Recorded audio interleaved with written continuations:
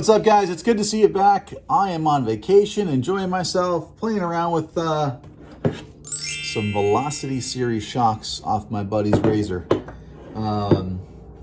They weren't riding exactly right. He knew they were time for some service, so he just wanted me to jump in and spec them out real quick, take a look at them. This is my first time in a set of Velocities. I've never been in a nice looking shock. A lot of nice parts in there, but a few things I actually want to show you guys to watch out for, and another reason why it's important to run limit straps on your car.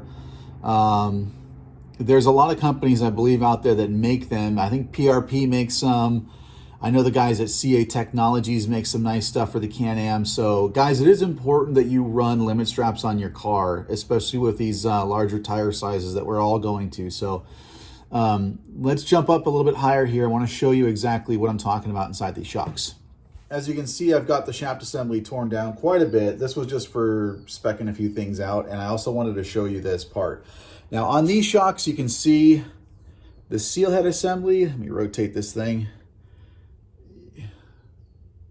It's a little chewed up.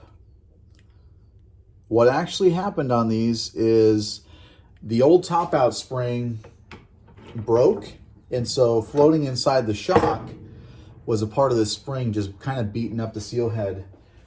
Here's another one right here. You can see it's kind of chewed up. That's all from the spring that broke and caused a ton of wear inside these shocks. So the reason that thing usually breaks is because obviously when it's getting high loads on it from rebound strokes, the spring can only take so much, and then it just finally says see ya and decides to break. So that's why you guys should be running limit straps on these cars. Again, with the bigger tires and wheels, when it droops out, that's a lot of weight topping out on this thing. So I've actually got some brand new seal heads that I'm putting in there to replace. So he'll be all good to go. We were kind of checking the tune on these things a little bit.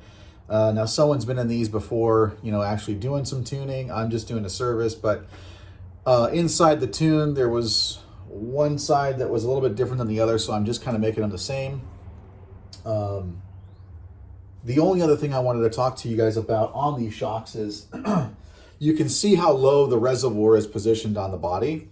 So it kind of limits you on what your spring options are. Now, this is actually going on a long travel XP1000, and you just want to make sure that on those crossover rings, guys, it's only running a 10-inch lower spring, and generally a 10-inch lower spring probably only has about 5 inches of stroke in the spring. So what that means is if that shaft, let's use this, if the shaft only has 7 inches of stroke and the spring's only going to go 5, that means those crossovers have to be at least 2 inches away so that you don't coil bind the system.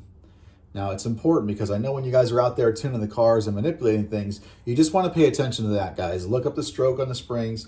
I personally use nothing but all the Swift coils, which you guys can see here. A lot of guys have asked why I use these coils. I use them because they generally have more stroke than anything on the market, which is beneficial to a shock like this when you're limited on space. Another thing that's important on those springs, guys, I've tuned for years on those things, and what I personally really like is, let me show you one real quick. So this here, again, back to why I'm using the Swift springs all the time when I do tuning. These things, we've run the Work Series race, which a lot of you guys know. Work Series is probably one of the toughest short course series that's out there. What I want to show you is on the spring, you can see all the paint that's removed on the spring, but the key thing here is, guys, these are probably 6, if not 8 years old, and you notice how there's no rust, okay? That's a huge, huge thing.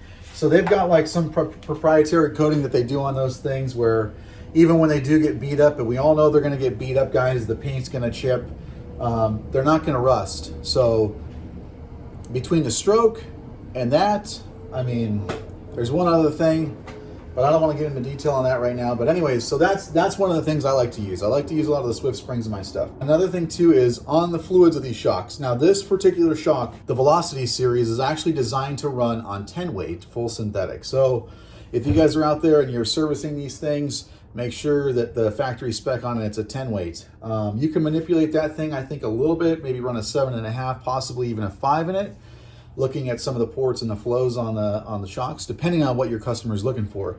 Another thing too is I'm always using all the liquid moly stuff, guys. This stuff, the temperature behaviors of the shock fluid is really, really high. So obviously just, pick the weight that you need and, go with that. Now there's one thing I want to show you about that product as well. Hold on. Now I also have here one of the 5 weight, it says 5 weight fork oil.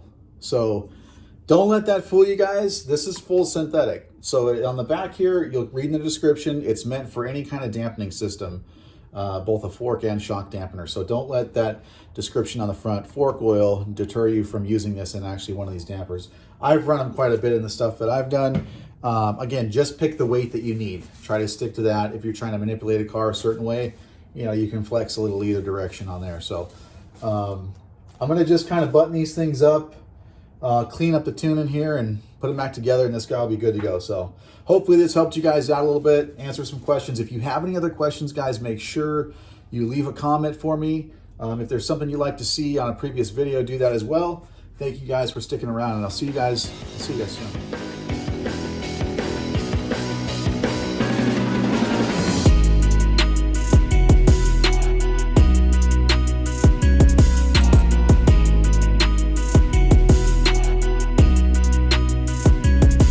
All right, guys, I got one more thing I gotta tell you. So when you're setting up your springs on the car, do you see how the very end of the spring is right here and the other one is right there? You do not want this, okay? You want the tips opposite of each other, all right? So what that does is when they're opposite, this one's on that side, that one's here, it's gonna allow the springs to compress more square and evenly so that you don't get excessive rub on the body. So make sure you guys do that.